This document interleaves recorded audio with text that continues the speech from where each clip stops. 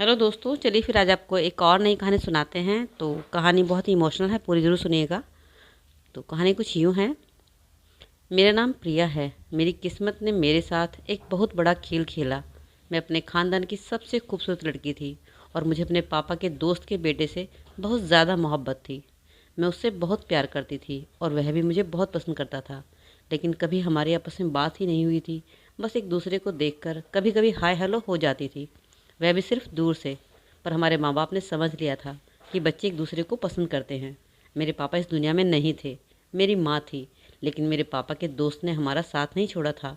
उन्होंने अपनी दोस्ती निभाई थी और हम बच्चों के सिर पर अपना हाथ रखा था।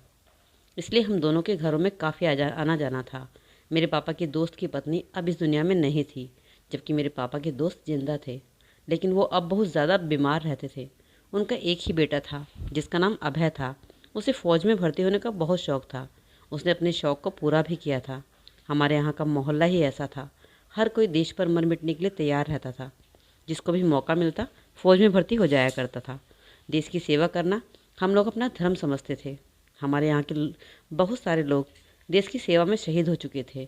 मेरा अपना भाई भी देश की सेवा करते करते शहीद हो चुका था। मुझे अभय से बहुत मोहब्बत थी।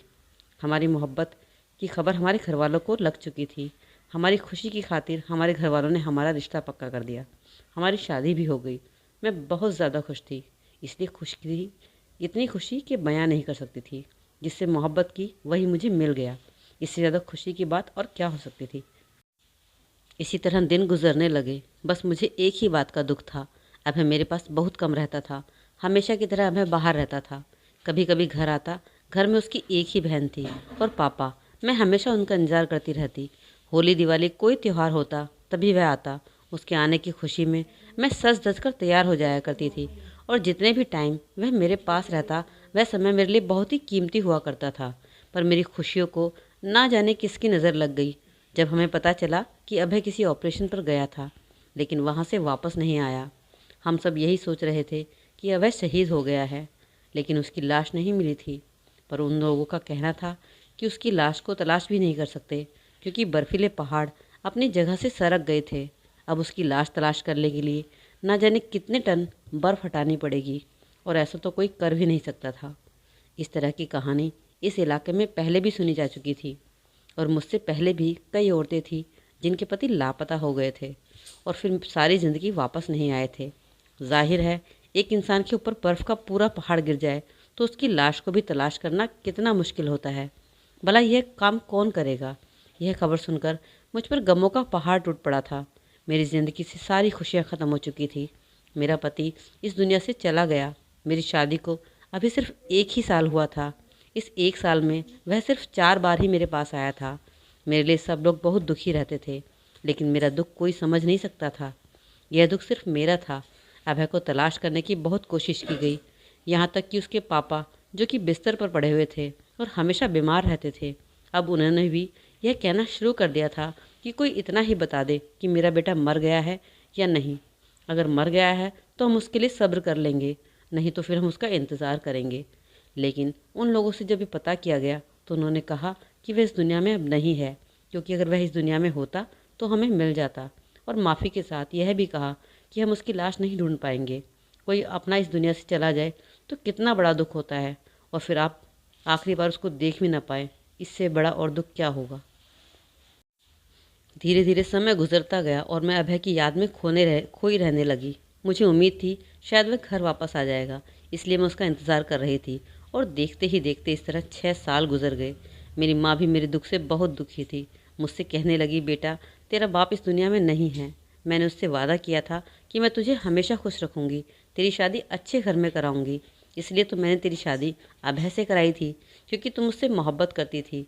मैं चाहती थी कि मेरी बेटी को उसकी मोहब्बत मिल जाए और वह भी अपनी मोहब्बत से दूर ना रहे।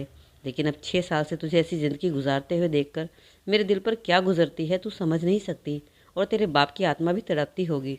बस तू अब दूसरी शादी कर ले। अभय अब नहीं आएगा। अरे पगली, 6 साल हो गए हैं। 6 साल के लिए भी भला कोई का गायब होता है क्या। मेरे दिल में यह बात बैठने लगी थी कि शायद अभय इस दुनिया में नहीं है। अगर वह इस दुनिया में होता तो वह ज़रूर आ जाता, लेकिन वह नहीं था। इसलिए तो वह मेरे पास लौट कर नहीं आया। अब मेरी माँ मुझे दूसरी शादी करने के लिए दबाव डाल रही थी।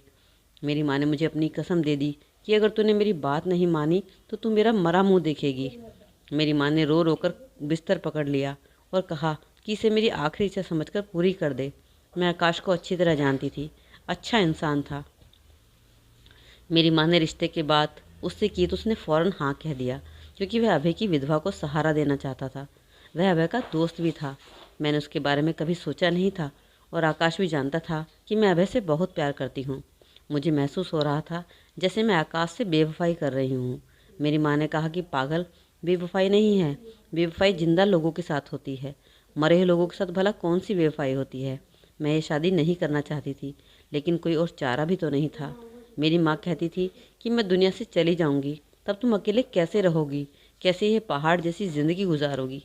इस तरह माँ के दबाव में आकर मैंने आकाश से शादी कर ली। आकाश के साथ मेरी शादी हुई तो पहली ही रात थी। उसने मुझसे कहा कि मुझे अभय की मौत का बड़ा दुख है। वह अच्छा इंसान था और मैं यह भी जानता हूँ कि तुम दोनों एक दूसरे से मोहब्बत करते थे। मैं उसकी जगह पर तो आ गया हूँ, लेकिन जब तक तुम्हारा दिल नहीं मानता तब तक मैं तुमसे दूर रहूँगा, तुम्हें टच भी नहीं करूँगा। और समय इसी तरह गुजरने लगा। समय के साथ साथ हम दोनों ने एक दूसरे को स्वीकार कर लिया और पति पत्नी का रिश्ता भी बना लिया। मुझे भी एहसास होने लगा था कि अब वह कभी वापस नहीं आएगा। मेरी ज़िंदगी अब आकाश के साथ अच्छी गुजर रही थी। सब कुछ बहुत अच्छे से चल रहा था। हमारे बीच पति पत्नी वाला संबंध हो गया था। आकाश भी अभय की तरह मेरा ख्याल रखने लगा। मुझे आकाश की बातें बहुत अच्छी लगने लगी थी। मुझे उससे भी मोहब्बत होने लगी थी। दिन इसी तरह गुजर रहे थे। आकाश के साथ रहते रहते मुझे पूरा 1 साल होने वाला था। हम लोगों में वैसा ही संबंध बन गया था जैसा मेरा अभय के साथ था। हम उसी तरह एक दूसरे से हंसी मजाक करने लगे थे, एक दूसरे को अपने दिल की बातें बताने लगे थे। और वह भी मुझे अपनी बातें बताया करता था कि आज मैंने ऐसा किया, आज इतने ग्राहक आए, आज इतनी कमाई हुई है, मैं आगे यही करना चाहता हूँ, मैं घर के लिए कोई अच्छी चीज़ लाना चाहता हूँ।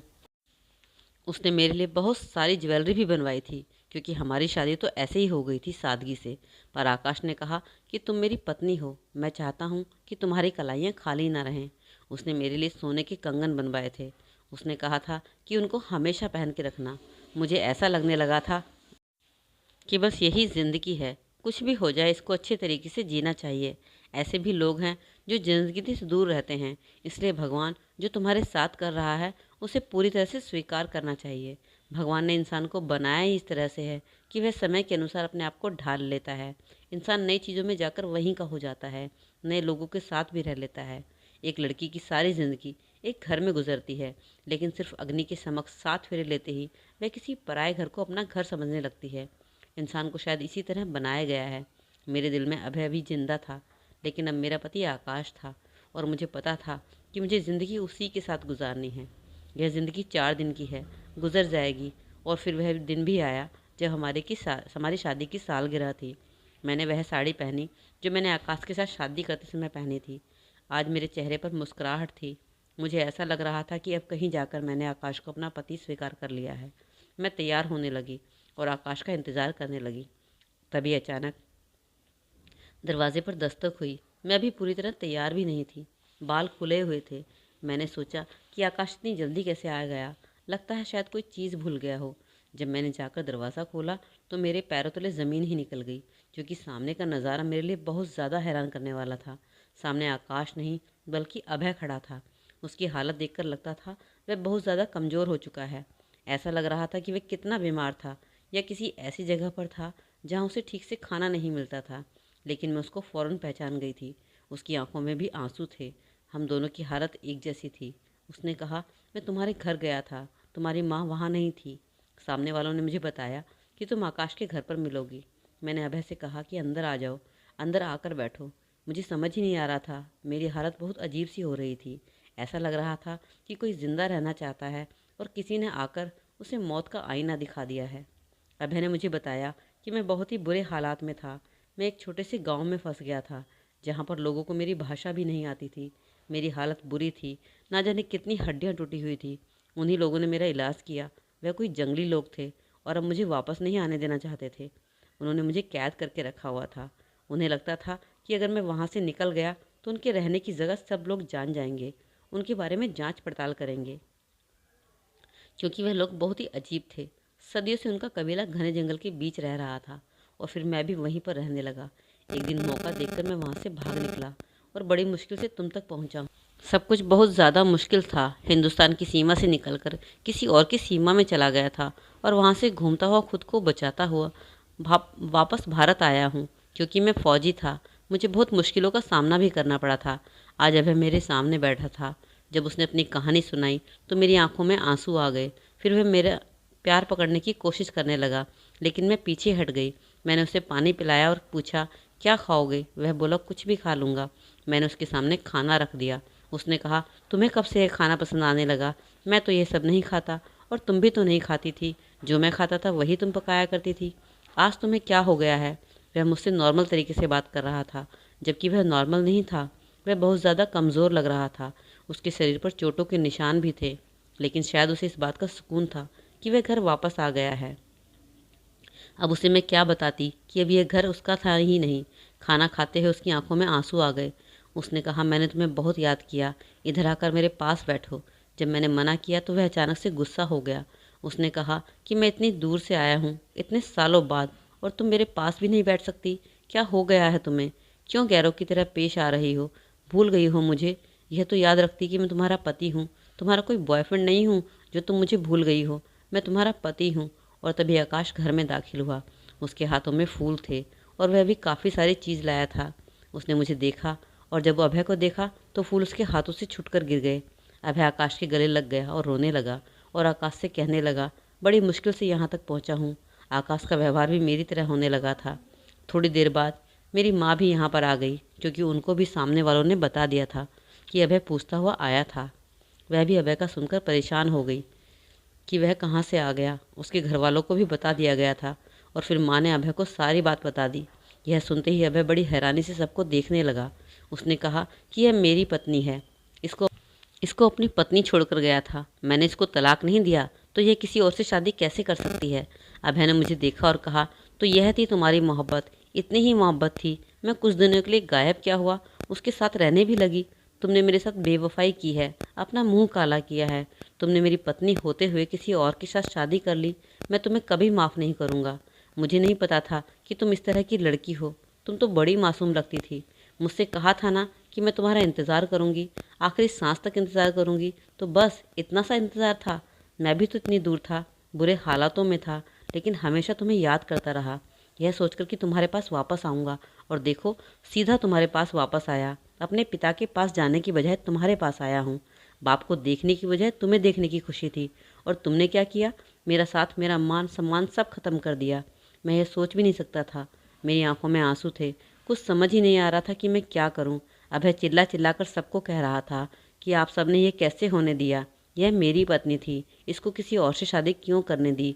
यह तो हमेशा मेरी पत्नी रहेगी, क्योंकि मैंने इसके साथ 7 फेरे लिए हैं, सबकी मौजूदगी में। आप सब गवाह हैं। आप सब लोग ये कैसे कर सकते हैं? यह मेरी पत्नी ही रहेगी, चाहे मैं 10 साल बाद आऊँ, चाहे 15 साल बाद आऊँ। मेरे ससुर ने कहा, नहीं बेटा, ऐसा नहीं होता। बहुत सारे लोगों ने समझाया कि अगर पति लंबे समय तक गायब रहे तो पत्नी दूसरी शादी कर सकती है। इसलिए तुम्हारी पत्नी ने कोई पाप नहीं किया है, और यह शादी भी हम सब ने ज़बरदस्ती नहीं कराई, तुम्हारी पत्नी की सहमति से कराई है। यह पंचायत का फैसला था। लेकिन अभय चिल्ला पड़ा कि मैंने इसको तलाक नहीं दिया था।